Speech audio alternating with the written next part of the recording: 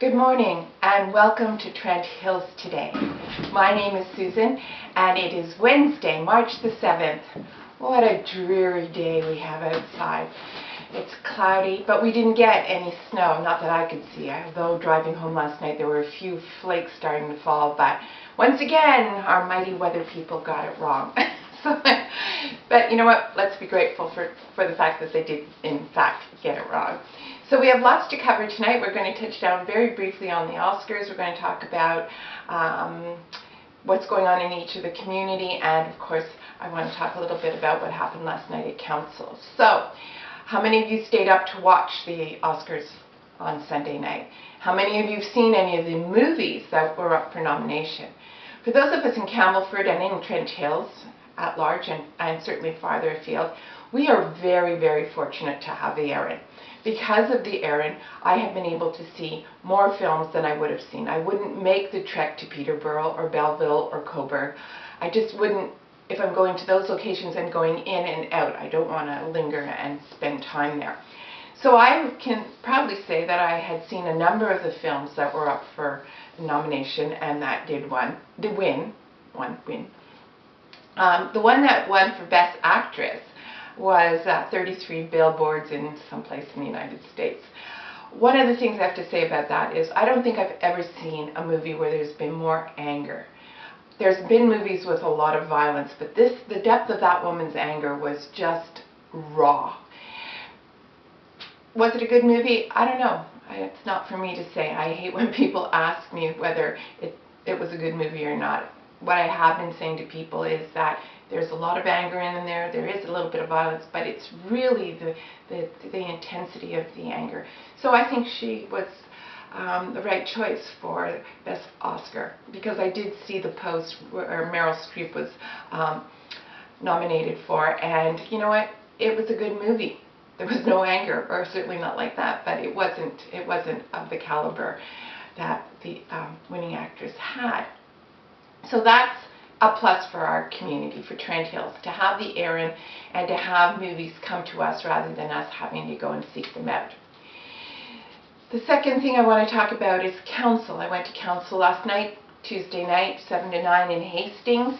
As always, I was the only person sitting in the audience. It's kind of funny when you walk in, there's all these chairs and you think, why are all these chairs? But of course in Hastings, that's where all of the land decisions are discussed. So if you want to sever some land from a larger piece, or you want to get a building permit for a lot that you've bought, this is where this is done.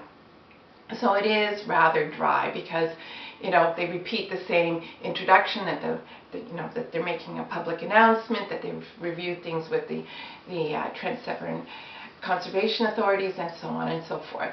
So, it's not the most exciting way to spend a night for sure, but it is certainly very informative, and they were talking last night about a number of issues. One of the things that I know from having been on the Downtown Revitalization Committee is garbage cans, and it's hard to believe, it truly is hard to believe with all the world issues we have, that garbage cans are a big issue in our community. But they are everywhere. If you've been through Timmy's, especially here in Trent Hills, the garbage cans have been removed from when you drive in to place your order. You have to go outside and walk over almost to the Canadian Tire parking lot to find the bins. Recycling and garbage collection is another cost to business, and so of course they're trying to minimize their costs because we don't want to pay more for our products.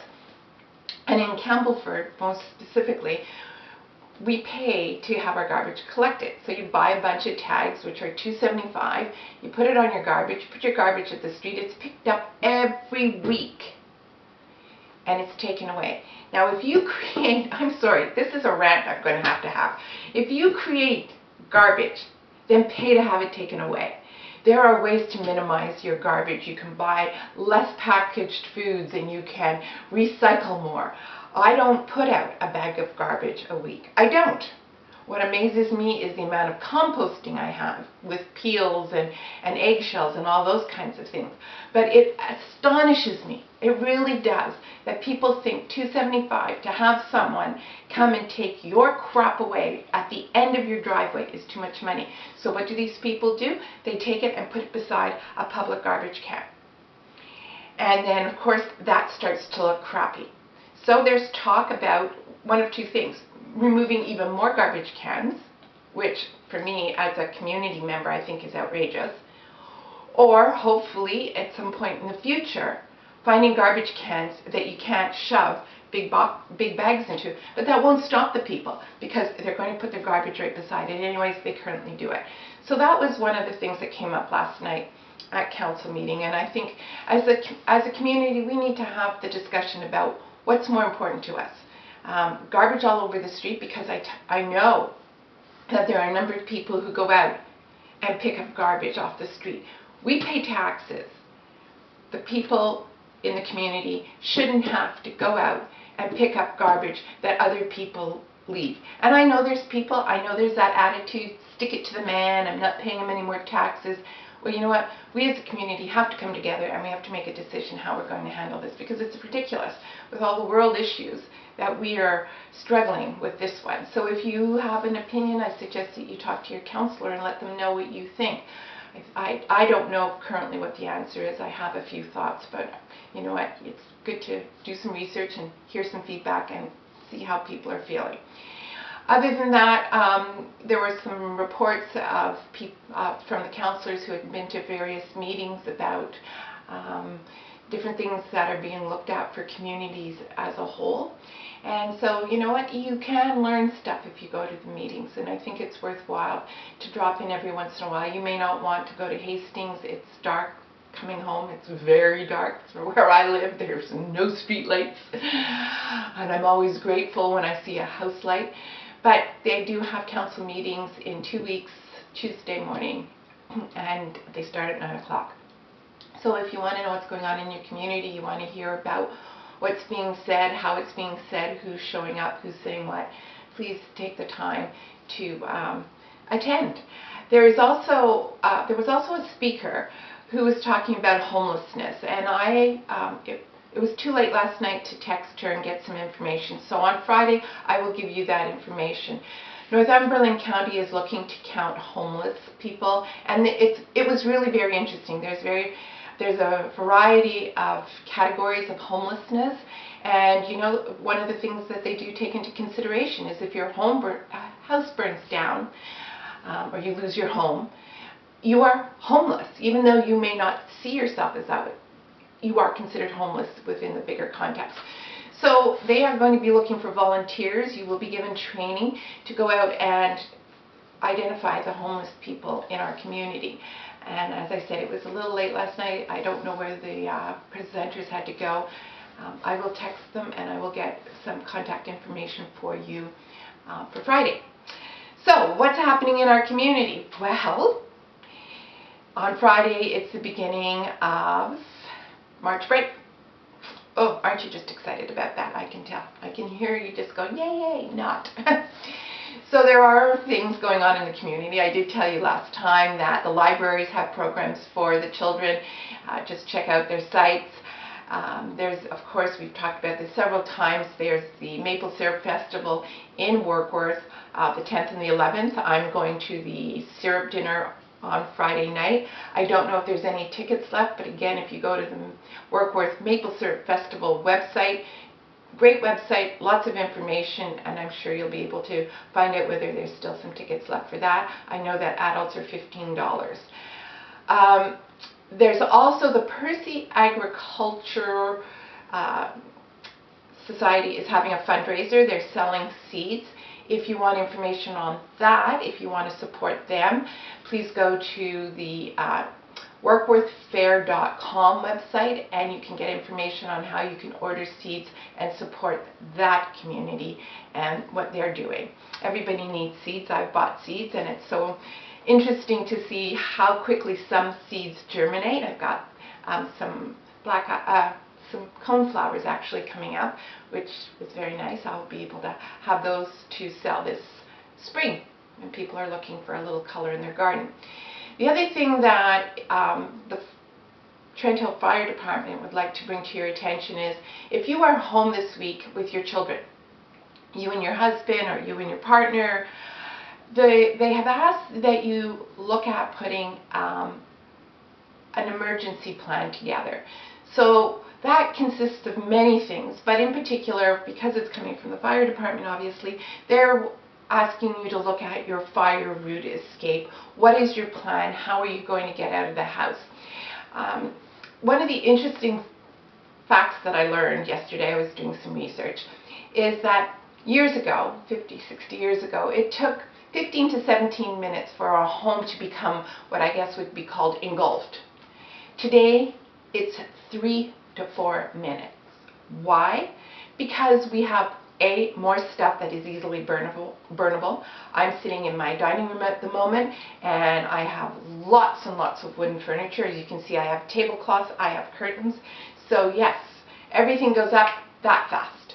And so how are you and your family going to get out of your house? Have you got your fire alarm detectors in place and your carbon monoxide detectors in place, and are they working? So if you've got a couple of young kids, or even if you've got, sulky teenagers, okay, not all teenagers are sulky, but why not say to them, okay, how would we do this? Let's plan this out. What would you think we should do? Where should we go? And you should probably have something further out. Do you have a shed or something where you could have some blankets, some bottled water, just to hold you over until whatever happens comes to an end? So think about it. Think about where your exits are. We don't have any snow piled up at our doors anymore, so getting out should be relatively easy. But if you've been trying to get out of your house and you're going, oh, this door is jammed, imagine how you're going to feel when the fire is raging and you can't get that door open. So maybe that's something you and the family can do. Maybe it's something you and the family and, say, grandparents can do. Maybe you can go over and talk to your mom and dad and make sure that they have an exit strategy. Better to be prepared. Have a plan. Know where you're going. Don't worry about your personal items, or maybe what you need to do is decide that you're going to have a table right at your front door where your car keys and you keep your wallets, so that as you're going out the door, you grab those and you're out the door.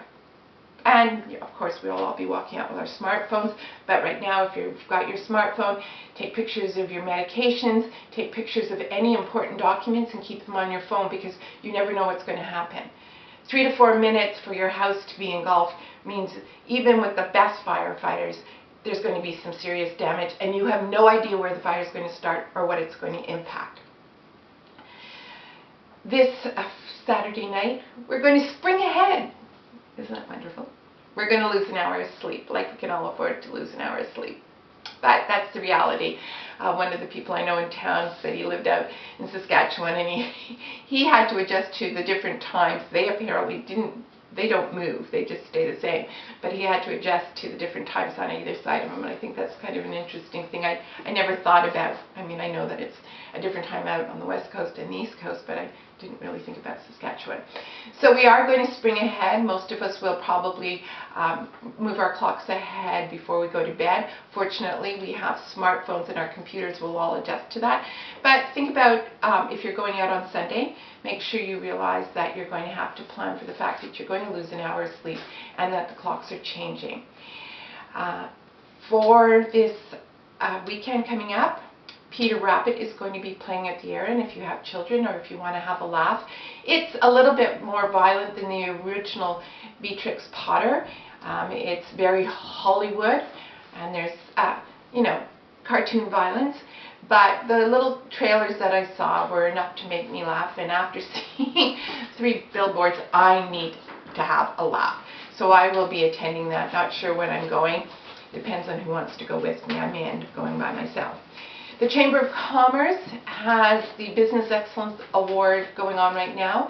If there is a business in our community that you think has done extremely well, go to their Facebook page or their website and check it out. There's a form for you to fill out, and you can nominate somebody in the community. I think it's really good if we, the community, provide feedback to the people in our community to tell them how much we appreciate what they're doing and how well they're doing it.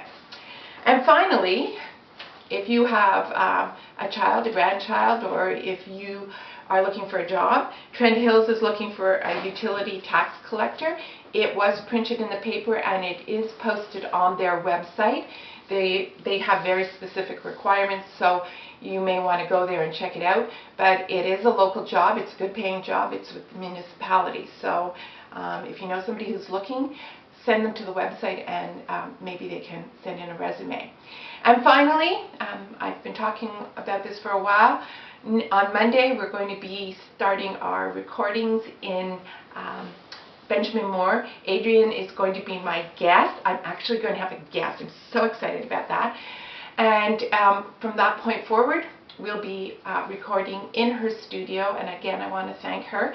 So if you are a community member and you have something to say, you want to talk about books, movies, you want to talk about what's happening in the gardens or any of the numerous fairs and organizations and associations that are going on in our community, please reach out to me. I have an email address.